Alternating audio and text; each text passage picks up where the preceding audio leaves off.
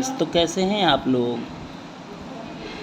ये हमारा आज तीसरा वीडियो है। पहला इंट्रोडक्शन वीडियो था, अब उसके बाद ये कंसेक्यूटिव थर्ड वीडियो है। पहला वीडियो मैंने दिया था नाउन का, उसके बाद प्रोनाउन का, और आज ये वर्ब का कंप्लीट टॉपिक है। तो बहुत ही पेशेंस के साथ आप लोग नोट्स बनाइएगा। जितने मेरे स्टूडेंट हैं वो सब बनाए, विनायक, अंश, अभय, अविरल, स्नेह, आयुष, आर्यन, आयुष, विनायक, सांभवी, वैष्णवी, जितने भी स्टूडेंट हैं मेरे, सबका नाम लूँगा आगे आने वाली वीडियो में। सब लोग बहुत अच्छे से नोट्स बनाएंगे। आज हम लोग टॉपिक पढ़ने जा रहे हैं वर्ब। क्या पढ़ने जा रहे हैं? वर्ब। तो देखिए ये मतलब सारे बोर्ड्स के लिए है। तो सबसे पहले बात आती है कि वर्ब होता क्या है। ठीक है, तो verb is a word that tell us about action, state, feeling, position. ठीक है, मतलब जो एक्शन के बारे में बताता है, स्टेट मतलब हमारी स्थिति क्या है, फीलिंग क्या है, और पोजीशन अधिकार क्या है, वो सब क्या होते हैं? ये वर्ब होते हैं। मतलब जो एक्शन वर्ड होते हैं, डूइंग वर्ड होते हैं, उनको हम लोग बोलते हैं वर्ब। ठीक है, तो नॉर्मल डिफिनेशन देख लो। नॉर्मल डिफिनेशन क्या होती है? A verb is a word that expresses action, state और ऑकरेंस। एग्जाम्पल देख लीजिए आप लोग। एग्जाम्पल में है जैसे राहुल प्लेज, राहुल प्लेज, तो यहाँ प्ले क्या है? एक्शन है। उसके बाद ही इज़ हैप्पी, तो किस कंडीशन में है? हैप्पी, तो ये उसकी स्थिति है। आई हैव अ पेन, अब पोजीशन क्या होता है? अधिकार, मतलब उसके पास एक पेन है, ये भी एक वर्ब है। और दे सीम टायर्ड, ये भी स्थिति है कि मतलब वो लोग थके हुए हैं। ठीक है, बड़ी क्लास होगी थोड़ी। पेशेंटली आपको देखना है, काफ़ी पेशेंस रख के देखना है। अब टाइप्स ऑफ वर्ब पे हम लोग आ जाते हैं। तो मेन वर्ब जो होती है उसको प्रिंसिपल वर्ब भी कहते हैं। वर्ब की फर्स्ट फॉर्म जैसे कह सकते हैं हम लोग। ठीक है, तो it carries the main meaning of the sentence, ये सेंटेंस की मेन मीनिंग को कैरी करती है। मतलब जो मुख्य मेन मीनिंग होती है, जो मेन अर्थ होता है। ठीक है, फॉर एग्ज़ाम्पल देखिए इसमें दिया है, लिखा है शी राइट्स अ लेटर, मतलब वो क्या करती है? एक पत्र लिखती है। बर्ड्स फ्लाई, तो बर्ड्स क्या करते हैं? पक्षी उड़ते हैं। दे ईट राइस, तो वे लोग क्या करते हैं? चावल खाते हैं। ठीक है, तो ये इसमें क्या कर रहा है? मेन वर्ब का काम कर रहा है। क्या कर रहा है? मेन वर्ब का। आगे देखिए हेल्पिंग वर्ब, जिनको ऑक्सिलरी वर्ब भी कहते हैं। ठीक है, पेपर में ऑक्सिलरी वर्ब दे तो परेशान नहीं होना। हेल्पिंग वर्ब जैसे is, am, are, was, were, has, have, had, will have, shall have, ये सब क्या होती हैं? ये हमारी ऑक्सिलरी वर्ब या हेल्पिंग वर्ब होती हैं। ठीक है, उसके बाद देख लीजिए सेंटेंस देख लीजिए। जैसे शी इज़ रीडिंग, तो शी है ना, तो इज़ क्या है? इज़ हमारी हेल्पिंग वर्ब है। I have finished my work, तो हैव क्या है?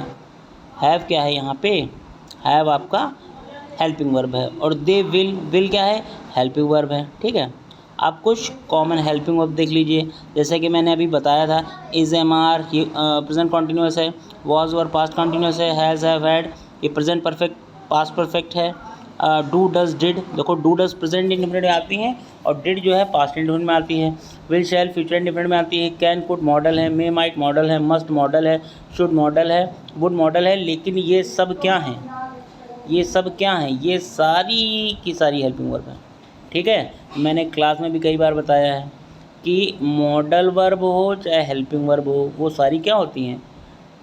हेल्पिंग वर्ब ही होती हैं। मतलब मॉडल वर्ब हो चाहे हेल्पिंग वर्ब हो, वो सब क्या होती हैं? वर्ब होती हैं।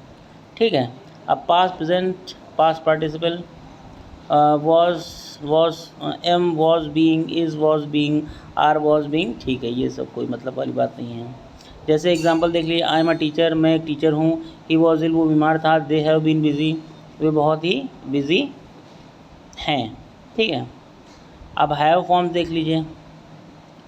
हैव, हैड, हैज़, हैड, मतलब हैव की पास्ट फॉर्म और पास्ट पार्टिसिपल फॉर्म हैड होती है, और हैज़ की हैड होती है। कुछ एग्जांपल देख लीजिए। आई हैव अ कार, मेरे पास एक कार है। शी हैज़ अ पेन, उसके पास एक पेन है।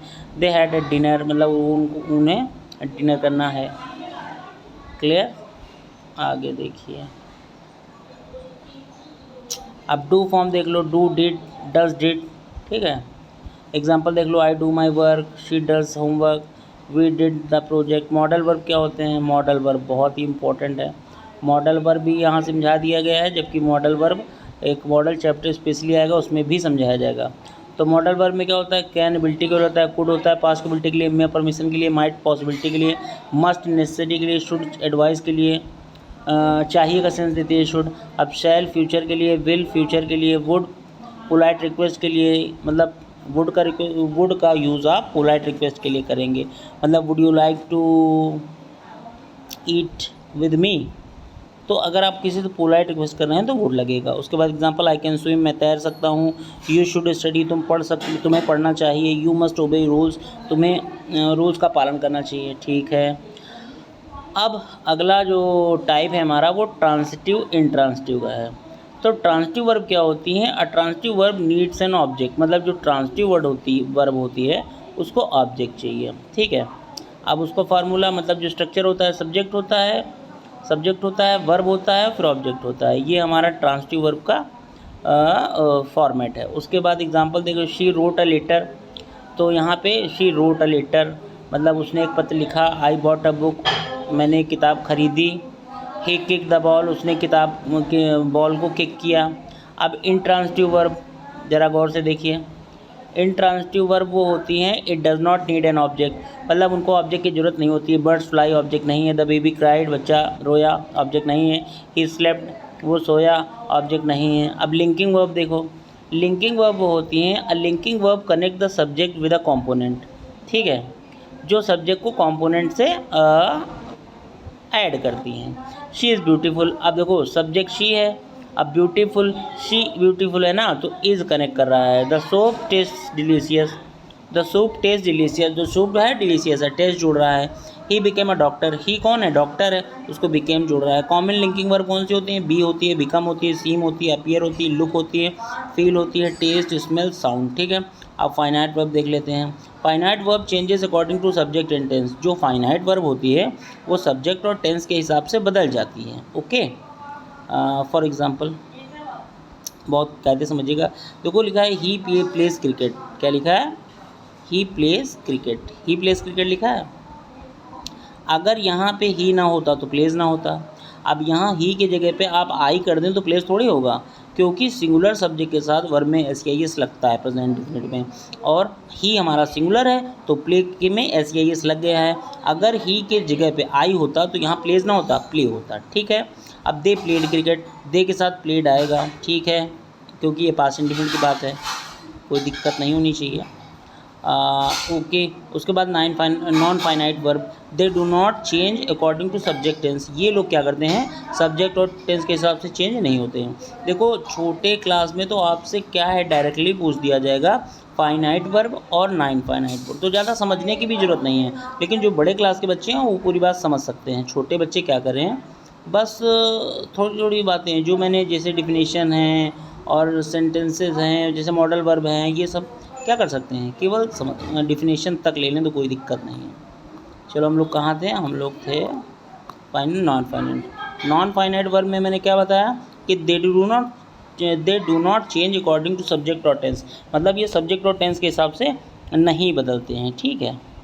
देयर आर 3 टाइप्स,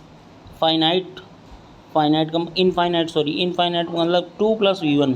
इंग्लिश में एक बात याद रखिएगा, नोट्स बना के लिख लीजिएगा कि अगर कभी भी सेंटेंस में 2 है तो 2 के बाद जो वर्ब आएगी वो V1 फॉर्म में आएगी। किस फॉर्म में आएगी?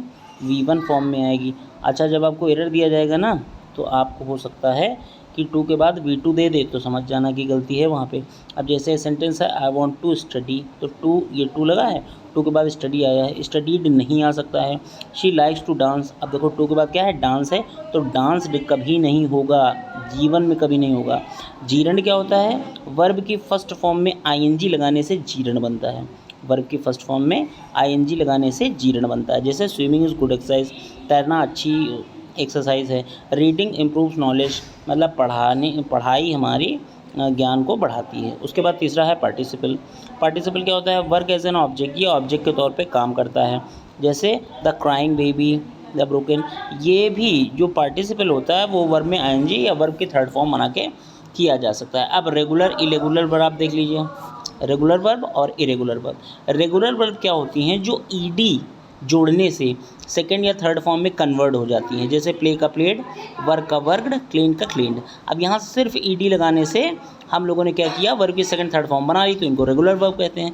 इरेगुलर वो होती हैं जो कम्प्लीटली चेंज होती हैं, जैसे go went gone, eat ate eaten, write wrote written, come came come, see saw seen. समझ गए। अब देखो कुछ वर्ब के फॉर्म्स देख लो, जैसे write wrote written writing, go went gone going goes, है ना, eat ate eaten eating eats. देखो अब जरा समझी लो, अगर आए हो तो यहाँ पे देखो, ईट फर्स्ट फॉर्म है, एट सेकंड फॉर्म है, ईटन थर्ड फॉर्म है, ये आईएनजी फॉर्म है, ये एस फॉर्म है। एस मतलब प्रेजेंट डिफरेंट में ना ई एस लगता था, वही वाली। ठीक है, तो यूज़ ऑफ ये सब ठीक है। अब देख लो जरा, आई प्ले क्रिकेट, ठीक है। अब देखो ये आई प्ले क्रिकेट मतलब V1 का यहाँ पे V1 यूज़ हुआ है। अब V2 का यूज़ देखो, आई प्लेड क्रिकेट यस्टरडे, मैंने कल क्रिकेट खेला था। अब देखो थर्ड फॉर्म का भी यूज़ बता रहे हैं, आई हैव प्लेड क्रिकेट, यहाँ पे प्लेड थर्ड फॉर्म है। अच्छा हाँ, एक बहुत इंपॉर्टेंट बात याद रखना, हम किसी भी वर्ब की फॉर्म को कैसे आइडेंटिफाई करेंगे कि ये V2 है कि V3 है। तो याद रखना, नोट्स बना के लिख लो एक जगह कि अगर सर सेंटेंस में has have had will have shall have, फिर से सुन लो, has have had will have shall have, अगर ये 5 भैया लोग होंगे तो वर्ब की थर्ड फॉर्म यूज़ होगी। अदरवाइज़ अगर ये 5 भैया लोग नहीं हैं तो V2 होगा। ठीक है, इसको आप वीडियो पॉज करके दोबारा से सुन के लिख लेना, बहुत इंपॉर्टेंट होगा। उसके बाद ये देखिए आईएनजी वाला एक यूज़ दिया है, शी इज़ प्लेइंग क्रिकेट, तो प्ले में आईएनजी लगी, आईएनजी फॉर्म हो गई। उसके बाद SEIS, ही प्लेज क्रिकेट। अब ये ही अगर है तभी SEIS लगेगा, मतलब सब्जेक्ट में अगर सिंगुलर कोई प्रोनाउन है तभी SEIS लगेगा, अदरवाइज़ नहीं लगेगा, याद रखना। एक्शन वर्ब जो हमें एक्शन शो करती हैं, जैसे रन दौड़ना, ईट खाना, जंप उछलना, डांस नाचना। स्टेटिव वर्ब शोज स्टेट और फीलिंग।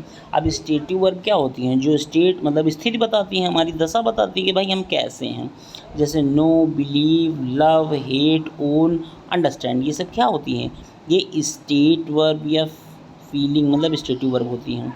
उसके बाद वर्ब एग्रीमेंट, अब बताओ, इसका तो एक अलग ही चैप्टर है सब्जेक्ट वर्ब एग्रीमेंट का, लेकिन अब आ गया है तो थोड़ा समझ ही लो। अब बहुत इंपॉर्टेंट रूल, कुछ ना करो, परेशान ना हो। Singular subject singular verb, plural subject plural verb, ख़त्म। ठीक है, कई बार बता चुके, देखो ही है तभी प्लेज है। ठीक है, समझ रहे होगे, ही प्लेज है, दे प्ले है, शी राइट्स है, वी राइट है। ठीक है, अब important rule V1 water rule देख लो, ही शी इट प्लस V5 का मतलब SEIS, अगर ही है, शी है, इट है तो वर्ब में SEIS लगेगा। रूल नंबर 2 देख लो भाई, बहुत मेहनत की है नोट्स बनाने में। रूल नंबर 2 में क्या है, I we you they अगर है तो हमेशा V1 लगेगा। क्या लगेगा, हमेशा V1 लगेगा। प्रेजेंट इंडेफिनिट में नो नीड टू पैनिक, परेशान होने की क्या ज़रूरत है। अगर आपको वीडियो अच्छी लग रही हो तो लाइक कर दीजिए, सब्सक्राइब कर लीजिए। ठीक है, और एक प्यारा सा कमेंट डाल दीजिए कि सर आप बढ़िया पढ़ा रहे हो और ऐसे ही पढ़ाते रहो। ठीक है, आगे देखो, after model can go, study should study, must work. ठीक है, कैन मॉडल के साथ हमेशा V1 लगेगा। एक चीज़ आप रिटर्न में ले लो कि मॉडल के साथ हमेशा V1 लगेगा। रूल नंबर 4, आफ्टर 2 V1, अभी मैंने बताया था कि 2 के बाद ईट लिखा है, 2 के बाद प्ले लिखा है, मतलब 2 के बाद हमेशा V1। नोट बना के लिख लेना कि 2 के बाद हमेशा V1 लगेगा। रूल नंबर 5 क्या, after is am are was verb V4 मतलब वर्ब के फर्स्ट ING फॉर्म लगेगी। क्या मतलब, फिर से समझो, is am are was verb अगर ये यूज़ हुआ है तो वर्ब की ING फॉर्म का प्रयोग होगा। अब रूल नंबर 6 देख लो, हैज़ हैव हैड के बाद वर्ब की थर्ड फॉर्म लगेगी। Has been, have been. Common एड देख लो, ही गो टू स्कूल, गलत है क्योंकि मैंने बताया था ही के साथ इज वो लगेगा SEIS। She has a book, she have a book, have नहीं, शी के साथ हमेशा हैज़ लगेगा। दे इज़ प्लेइंग, गलत है, दे आर प्लेइंग होगा। आई हैज़ फिनिश, गलत है, आई हैव फिनिश्ड होगा। ठीक है, अब याद रखना, लर्न ऑल हेल्पिंग वर्ब्स, ये आपको करना होगा। मतलब एग्जाम के टिप्स क्या हैं कि आप हेल्पिंग वर्ब याद कर लीजिए और वर्ब की फर्स्ट सेकंड थर्ड फॉर्म याद कर लीजिए। Revise subject verb agreement rule मैं आपको अलग से पढ़ाऊंगा। Know the difference between transitive and transitive, हाँ अभी पढ़ा है मैंने। Practice identifying finite non finite, ये भी आप करना पड़ेगा आपको, मतलब ऊपर दिया है इसको देख लीजिएगा आप। उसके बाद कुछ क्वेश्चन है आपको, define a verb with an example, what is the difference between a main verb and a helping verb, ये अपने मन से आप आंसर दीजिए। What is the transitive verb, give 2 example, transitive verb के 2 एग्जांपल देने हैं, ऊपर समझ के हमको आंसर देना है कमेंट में। What is the intransitive verb, give 2 example, ऊपर से देख के आपको कमेंट में आंसर देना है। What is the linking verb, ऊपर से देख के बताना है। Finite and non finite verb, ऊपर से देख के बताना है। What are the 3 types of non finite verb, ऊपर से देख के बताना है। What is modal verb, any name any 5, बहुत आसान है, ऊपर देख लीजिएगा बहुत से दिए हैं। डिफरेंशिएट बिटवीन रेगुलर इरेगुलर, ऊपर समझाया है। Right 5 forms V1 to V5 of these words, मतलब राइट, जैसे कि एग्जांपल दे देता हूँ, जैसे राइट फर्स्ट फॉर्म लिखिए, सेकंड रोट होगी, थर्ड रिटर्न होगी, फोर्थ फॉर्म राइटिंग होगी, फिफ्थ क्या होगा, राइट्स होगा। ऐसे ही पाँचों का देना है, ठीक है। अगर आपको मेरा वीडियो अच्छा लगा हो तो प्लीज़ आप लोग कमेंट में बताइएगा और मेरे चैनल को ज़्यादा से ज़्यादा सब्सक्राइब करिएगा